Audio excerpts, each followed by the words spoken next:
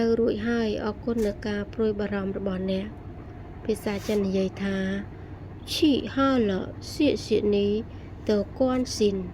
去好了谢谢你的关心去好了谢谢你的关心去ទៅហើយលរួចហើយទៅរួចហើយឈីហើយលទៅរួចហើយ谢谢អរគុណនីតរបស់អ្នកគួនស៊ីនព្រួយបារម្ភ去好了谢谢你的关心去好了谢谢你的关心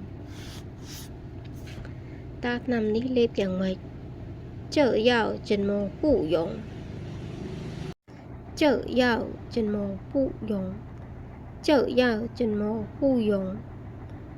这药怎么不用这នេះយ៉ាវថ្នាំ这យ៉ាវថ្នាំនេះ怎么不用ប្រើយ៉ាងម៉េចឬក៏លេបយ៉ាងម៉េច这药怎么不用这药怎么不用តើថ្នាំនេះលេបយ៉ាងម៉េចឬក៏ថ្នាំនេះប្រើយ៉ាងម៉េចមួយថ្ងៃ3ដងក្រោយញ៉ាំអាហារ一天3次饭后不用一天3次饭后不用一天3次饭后不用មួយថ្ងៃ3ដងក្រោយញ៉ាំអាហារ一天មួយថ្ងៃ3次នេះ3ដង饭后不用ក្រោយញ៉ាំអាហារហើយ一天3次饭后不用មួយថ្ងៃ3ដងក្រោយញ៉ាំអាហារហើយ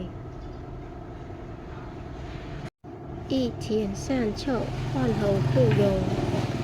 一天3次饭后不用ឥឡូវនេះតើអ្នកយល់ថាស្រួលខ្លួនបន្តិចនៅ现在你觉得好了一点了吗现在你觉得好了一点了吗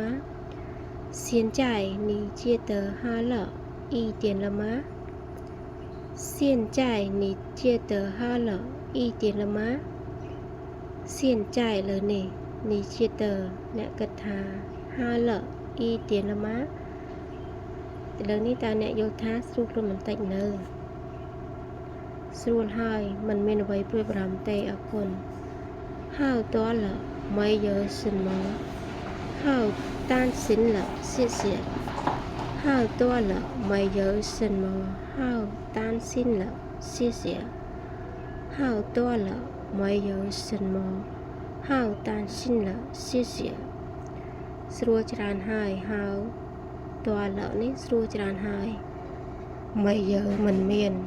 សិនមកអ្វីស្រួលច្រើនហើយមិនមានអ្វីព្រួយបារម្ភទេអរគុណ